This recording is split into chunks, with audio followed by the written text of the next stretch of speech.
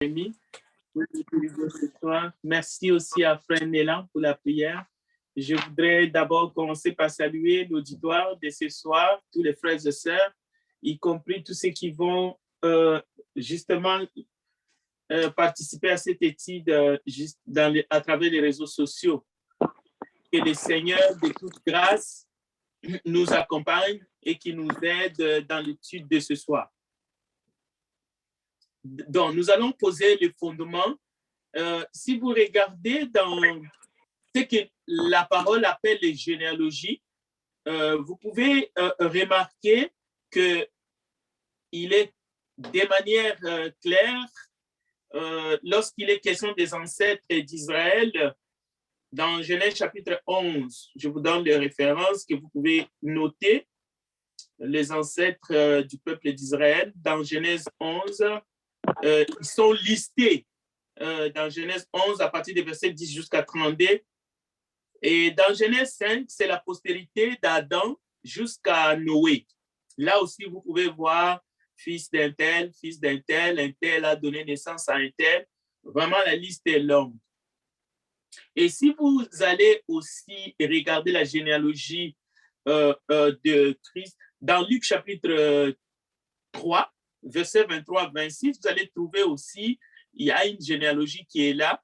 Je voudrais juste attirer votre attention. Vous pouvez lire, ou si vous voulez, la descendance, justement, d'où Christ est né. Donc, ce n'est pas pour rien que nous avons tout cela. Et vous pouvez trouver aussi dans Matthieu, chapitre 1, Matthieu, chapitre 1, à partir du verset 1 d'ailleurs, nous allons voir quelques exemples. Je vais lire pour tirer quelques exemples pour que vous compreniez de quoi nous parlons.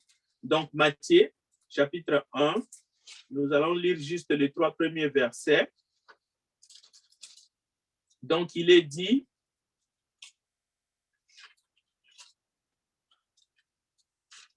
je suis au chapitre 2, mais c'est plutôt au chapitre 1. Généalogie de Jésus-Christ, fils de David, fils d'Abraham. Abraham engendra Isaac, Isaac engendra Jacob, Jacob engendra Juda et ses frères. Juda engendra de Tamar, Phares et Zara. Phares engendra Hezron, Hezron engendra Aram. Donc, dans tous les passages que je vous ai donnés, vous allez trouver, il y a des généalogies. Donc, de père au fils, grand-père et jusqu'à arrière-grand-père. Alors, la parole de Dieu nous montre un exemple de comment la lignée, ou appelez-le selon les contextes, la postérité, la descendance de gens, depuis d'Adam à Noé et plus loin et jusqu'à Jésus-Christ, la naissance de Jésus. Et j'ai pris cet exemple pour attirer votre attention sur l'enseignement que nous allons faire ce soir. Je ne sais pas si vous avez remarqué, tout dépendant de l'origine des uns et des autres, parce qu'il ne s'agit pas de les nier, tous les ans en Occident, et même ça s'est étendu un peu partout, c'est comme à la mode, il y a des livres qui vont sortir pour qu'on puisse choisir les prénoms et des bébés qui naissent pour aider les couples à se choisir des prénoms et qui sont souvent à la mode. Alors, on a passé des prénoms tels que Marie, Marinette, Jennifer, Morgan, Marco, Steven, et tout cela a un sens. Ce n'est pas pour rien et qu'on doit identifier ou désigner une appellation que l'enfant va porter toute sa vie. Mais il y a aussi des surnoms, des sobriquets. Les gens se donnent parfois des noms, des petits surnoms, en plus de la manière de nous appeler. que nous avons peut-être hérité de nos parents. Mais il y en a qui se choisissent eux-mêmes leurs propres noms, c'est-à-dire ils rejettent les noms que les parents ou ils déforment cela. Alors, on peut dire qu'il y a des noms qui sont, qu'on peut dire modernes, qui sont d'actualité. Et il y a des noms qui ont vieilli. C'est-à-dire qu'on ne peut plus donner aux enfants qui naissent, comme on dit, série 7, série 8, série 9, des enfants qui sont nés en 2000. Donc, il y a des noms qu'on ne donne plus aux enfants pour des raisons que chacun se donne. Mais il y a aussi ce qu'on appelle l'assimilation, c'est-à-dire qu'il y a des pays d'accueil ou d'adoption où il y a une politique appelée le politique d'assimilation ou d'intégration, tout dépendant, où on peut garder le nom de sa famille, mais où parfois on demande aux gens qui deviennent citoyens de s'assimiler, c'est-à-dire de donner des noms qui sont d'origine du pays où on est assimilé. C'est-à-dire qu'il faut abandonner les noms d'origine ancestrale. Il faut remarquer que tout cela évoque l'identification et l'appartenance d'une personne. C'est pour cela qu'on dit nom de famille. D'ailleurs, ailleurs, on ne dit pas nom de famille, ça dépend de votre origine. En Occident, on dit nom et prénom ou nom post-nom. Mais dans d'autres sphères du monde, on dit nom de famille et un prénom, ainsi de suite. Est-ce que les noms aujourd'hui, partout dans le monde, représentent vraiment l'identité d'une personne, son appartenance, disons, à une famille ou à une famille élargie ou à un clan? Peut-on le dire encore aujourd'hui de manière honnête? Est-ce que le nom reflète seulement et simplement la société dans laquelle on vit, où on est venu au monde? C'est-à-dire, on prend un nom chrétien, par exemple. Mais il fut un temps où les noms et les prénoms, selon l'endroit où on est arrivé au monde, où on est né, émanaient vraiment de la famille. C'est-à-dire, les noms rappelaient ses origines, les noms rappelaient ses parents, ses grands-parents, et même ses arrière-arrière-grands-parents. Toute une lignée portait le même nom. Mais tranquillement, avec des prénoms un peu modernes, on a modernisé les choses. On trouve des enfants qui portent des noms qui sont vraiment d'actualité. Parfois, des noms de stars. Mais nous venons de voir l'exemple ici dans la parole de Dieu des noms dans les généalogies qui ne respectent pas toutes ces données-là. Et il y a une tradition qui est forte, qui est ancrée, que j'aimerais pas dénoncer, mais en tout cas que je veux quand même en parler avec liberté. Il fut un temps où la femme appartenait à son époux et portait le nom de famille de celui-ci. Disons-le. Et plusieurs cultures ont adopté ça comme si c'était l'ainsi dit le Seigneur. Mais aujourd'hui, certains pays, pas tous, parce que cela continue jusqu'aujourd'hui, dans beaucoup de pays, c'est encore valable. Cela veut dire que la femme et les enfants portent automatiquement le nom du père et qui est le chef de famille. Alors, c'est comme une culture que plusieurs nations acceptent comme si c'était la parole de Dieu, au fait. Donc, mais l'origine, si on regarde l'histoire, l'origine de cette façon de faire ou de désigner, c'est-à-dire que la femme, une fois mariée, il perd le nom de famille, les noms de sa naissance, de sa famille, et adopte automatiquement, au fait, envoyer un message que l'épouse appartenait à son époux. Et beaucoup nous avons cru que c'était Dieu qui a institué cette façon de faire, jusqu'à ce qu'il faut regarder dans l'histoire d'où est venu justement cela. Mais la culture juive qui a été copiée par plusieurs nations, on ne trouve pas cela. C'est-à-dire que même eux les hommes se considéraient supérieurs aux femmes, les femmes ne portaient pas le nom de leur mari, dans la culture juive, chez les Juifs. Mais aussi dans la Bible, on ne trouve pas cela. Je ne suis pas en train de dénoncer cela, mais j'aimerais qu'on porte un regard lucide pour voir comment est-ce que notre société se métamorphose. Mais certains pays, comme le Canada et bien d'autres, ils ont voté des lois qui ont tout simplement supprimé cela. Et nous qui vivons au Canada, nous savons de quoi on parle. Cela veut dire que vous ne pouvez pas importer, vous ne pouvez pas prétendre dans ces pays que votre épouse doit porter votre nom. Au pire, vous pouvez même vous faire incriminer parce que c'est la loi. La femme doit porter le nom de sa famille. C'est une question de respect ou d'égalité d'ailleurs. Alors, dans la Bible, encore une fois, ni les enfants, ni les épouses, selon les textes que je viens de vous donner, ne portent le nom de famille du père.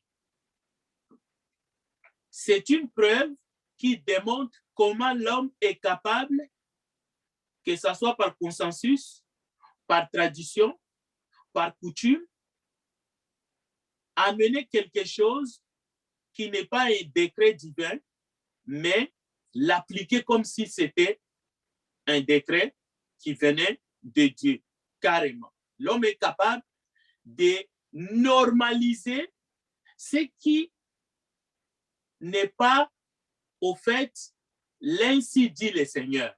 L'être humain est capable dans l'histoire humaine. Alors, il ne s'agit pas de décrier cela, mais il s'agit de reconnaître que ces normes ou cette façon de voir, parce que lorsque l'humain a commencé à pratiquer l'asservissement, c'est-à-dire l'être humain a décidé de rendre son semblable asservi, alors celui qui était asservi portait le nom de son propriétaire. Et nous connaissons ça aussi dans l'histoire. Alors, certains peuples, certaines nations, certaines cultures ont pérennisé cela. Les enfants portaient le nom de leurs parents, mais de manière unilatérale. L'explication qu'on donne, c'est pour justifier l'appartenance.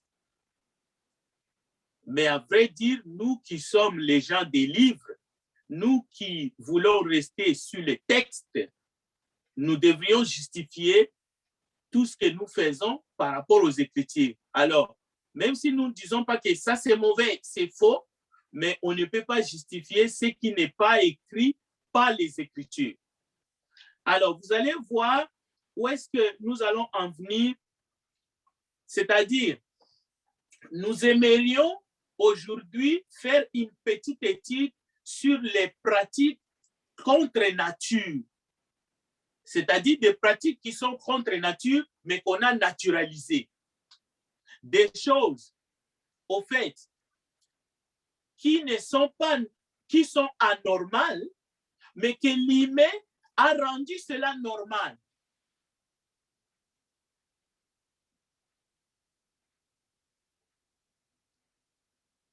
On dit la normalité.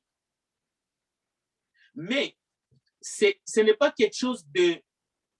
Ce n'est pas mauvaise. Mais lorsque notre normalité inclut des pratiques contre nature ou des choses qui sont discriminatoires ou tout simplement des choses que Dieu a interdites, nous voulons les rendre normales, on tombe dans le péché à ce moment-là. Et d'ailleurs, vous allez voir que même le terme péché ne signifie pas la même chose qu'il y a 50 ans.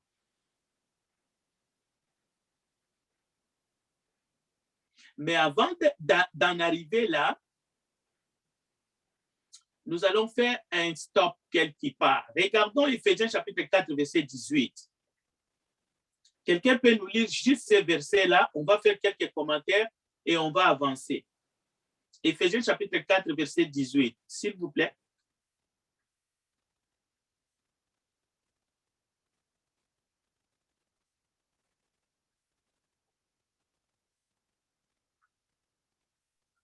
Éphésiens 4, verset 18.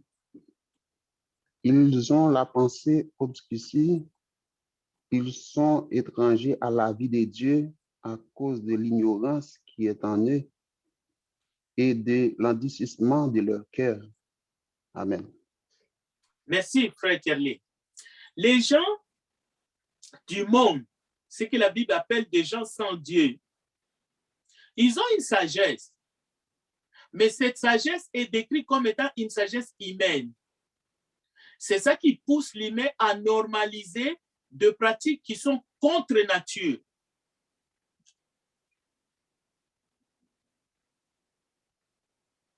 C'est-à-dire que la notion de ce qui est normal, l'être humain a perdu cela. A perdu cela. C'est ce qui est anormal que l'être humain va commencer à appeler ça normalité. Maintenant, quelle est l'attitude de Dieu face à cela? Parce qu'il y en a maintenant plein de normalités que l'humain a décidé que cela va devenir la normalité. Alors, peut-être qu'il faut qu'on aille regarder un peu quelle est l'attitude de Dieu face à cette situation. Alors, notre texte de base, c'est le psaume chapitre 2. Alors, il y a deux éléments. Le roi David, dans psaume chapitre 2, il nous dit, le Seigneur se met à rire. Lorsqu'il observe l'humain qui est en train de changer des choses, de modifier, d'appeler ce qui n'est pas normal, normal, Dieu se met à rire. Assis sur son siège, il rit, il se moque des humains. Donc, face à la provocation humaine, Dieu se met à rire.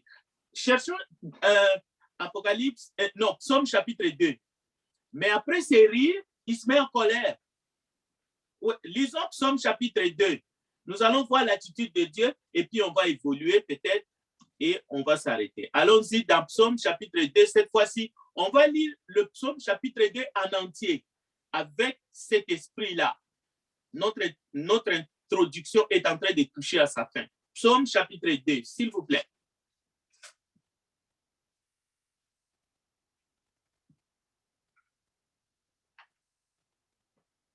Pourquoi cette agitation parmi les nations et ces préoccupations dépourvues de sens parmi les peuples? Les rois de la terre se soulèvent et les chefs se liguent ensemble contre l'Éternel et contre celui qui a désigné par onction. Celui qui l'a désigné par onction. Arrachons leurs liens, jetons leurs chaînes loin de nous. Celui qui siège dans le ciel rit. Le Seigneur se moque d'eux. Puis il leur parle dans sa colère.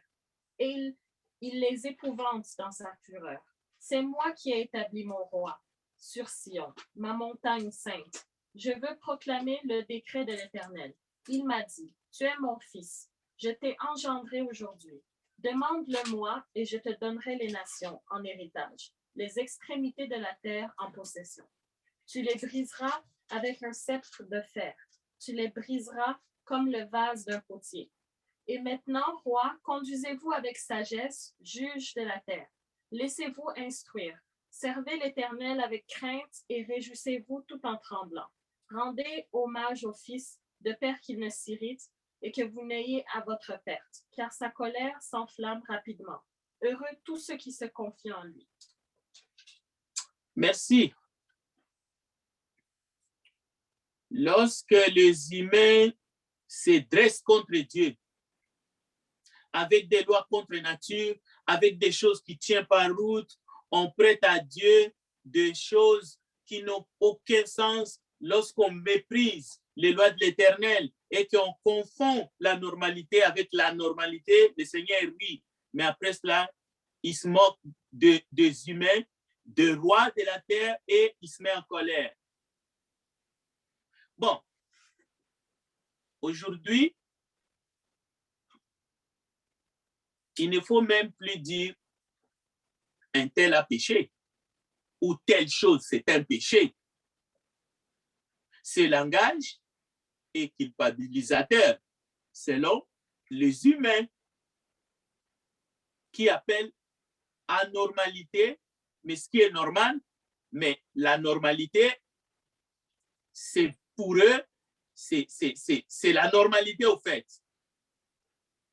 Même à l'école, il faut encourager les enfants qui ne travaillent pas bien par peur de ne pas les décourager. Il faut les coder d'une certaine façon. Les zéros ont disparu. On a remplacé les 0 sur 10 par des lettres. A, B, C, D. Alors, dans cette logique-là, cette nouvelle façon de réfléchir, les pécheurs sont rares dans notre monde aujourd'hui. En d'autres termes, les pécheurs n'existent plus dans ce monde. On a évolué, le monde a évolué, mais avec une vitesse de sainteté. Les chauffeurs qui roulent à vive allure, au-delà des limites ordonnées, c'est un pilote de course, mais pas du tout un délinquant. Il est plutôt un cascadeur, mais pas du tout en effraction. Parce que si on lui donnait une contravention, mais il se met en colère. Il se met à discuter avec les policiers. Un parent ivrogne n'est pas du tout coupable. Ce n'est pas un pécheur, mais surtout pas. Parce que s'il se met à boire autant, c'est la faute de ses parents qui ont divorcé. Alors, il a tout à fait le droit.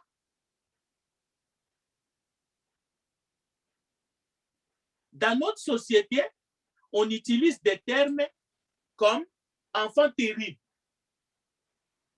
Il a des agissements étranges. Il est antisocial.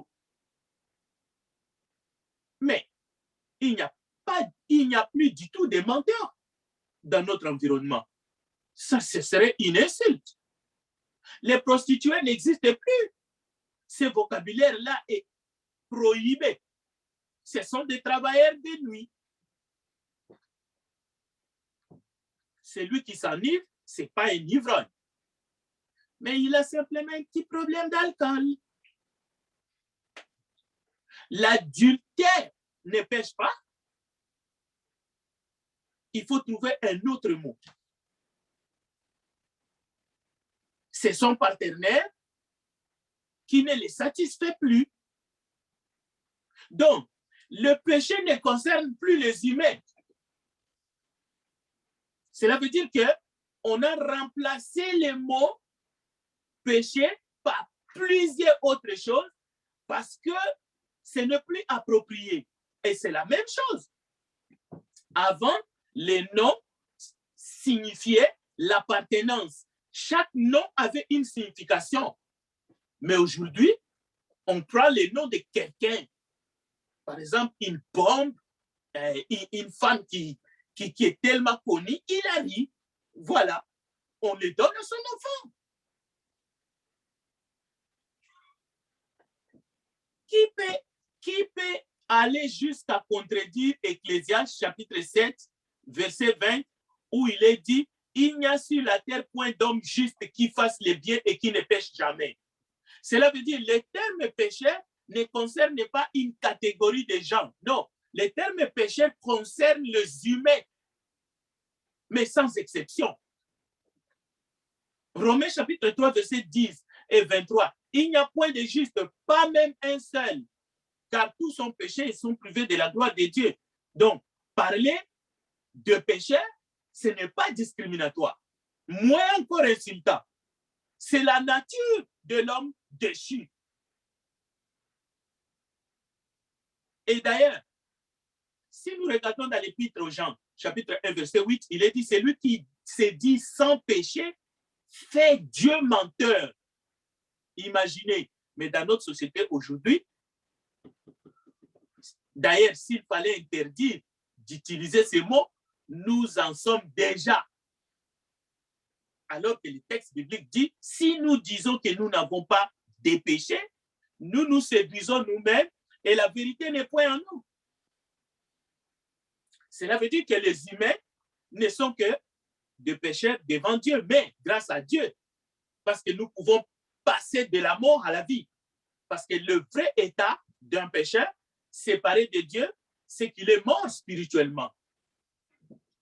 C'est pour cela que le roi David, encore une fois, dira lui-même, dans Psaume 51, verset 6, « J'ai péché contre toi seul et j'ai fait ce qui est mal à tes yeux, en sorte que tu seras juste dans ta sentence, sans reproche dans ton jugement. » Voilà cette reconnaissance que nous pouvons aller voir aussi dans Éphésiens chapitre 2, verset 1 à 3, de notre vrai état de perdition, de péché, peut nous amener à accepter la grâce de Dieu et de revivre, de ressusciter en Christ, qui est justement notre Rédempteur. Quelle est notre vision de la chose? Sommes-nous des personnes anormales qui se croient dans la normalité ou sommes-nous des humains qui acceptent les verdicts de Dieu? Nous sommes des pécheurs, mais nous avons besoin de sa grâce pour passer de la mort à la vie. On ne va pas se cacher la face. Nous vivons dans une époque où parler du péché dans notre société et dans notre famille dérange. Nous pensons que par la grande miséricorde de Dieu et dans sa grande bonté, Dieu changera notre société en douceur. Nous sommes très optimistes pour dire que tous les humains finiront par accepter l'évangile. Même ceux qui sont morts déjà, ils quitteront le purgatoire pour aller au paradis. Grâce à nos prières et grâce à nos messes achetées à coups de billets de dollars. Mais les statistiques de la croissance de l'Église corps du Christ est très encourageant. Mais depuis le jour de la Pentecôte, il y a eu des convertis. Et ça continue partout où l'évangile est prêché. C'est pour cela qu'il est dit, il y a de la joie dans le ciel lorsqu'un seul pécheur se répand. Cette joie, même le diable n'est pas capable de nous la voler. Mais n'oublions pas que l'Esprit dit expressément que dans les derniers jours, dans les derniers temps, quelques-uns abandonneront la foi pour s'attacher à des esprits séducteurs et à des doctrines des démons. 1 Timothée chapitre 4, verset 1. Et la Bible donne des avertissements que même les jeunes et même les moins jeunes, les adultes, ils vont abandonner la foi. C'est-à-dire le mal c'est-à-dire la situation de notre planète va aller de mal en pire. Mais malgré ça, nous sommes quand même très optimistes pour le salut de l'autre. Mais à condition que l'évangile soit prêché. L'évangile, pas des espoirs vains. Si l'évangile est prêché, oui, nous pouvons toujours croire à la puissance de l'évangile. Mais attention, Jésus nous a prévenus. Et c'est là que nous voulons justement arriver pour conclure à cette étude. Jésus nous a prévenus. Et il a dit à ses disciples que nous sommes. Quand ces choses commenceront à arriver, redressez-vous et levez vos têtes. parce que votre délivrance approche. Il a encore dit, il faut que je fasse, tandis qu'il est jour, les œuvres de celui qui m'a envoyé. La nuit vient où personne ne peut travailler. Pendant que je suis dans le monde, je suis la lumière du monde. Donc, nous sommes les membres du corps de Christ et nous devons marcher par l'esprit et nous devons vivre par l'esprit. Nous devons annoncer l'évangile qui est la bonne nouvelle de notre Seigneur et Jésus-Christ. Mais ne nous laissons pas. Nous devons regarder le monde en étant lucide et en gardant la parole de la foi. Nous n'allons pas changer de vocabulaire pour faire plaisir aux gens du monde. Cela importe d'autant plus que vous savez en quel temps nous sommes. C'est l'heure de nous réveiller en fin du sommeil.